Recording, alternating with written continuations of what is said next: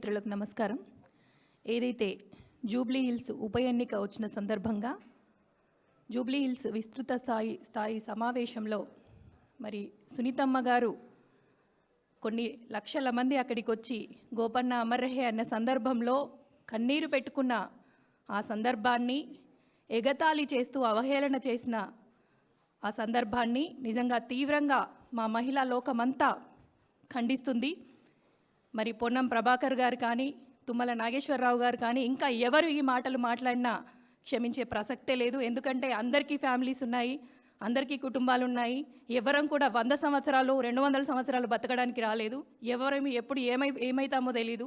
ప్రతి కుటుంబంలోనూ ఏదో ఒక చావు జరిగే ఉంటుంది.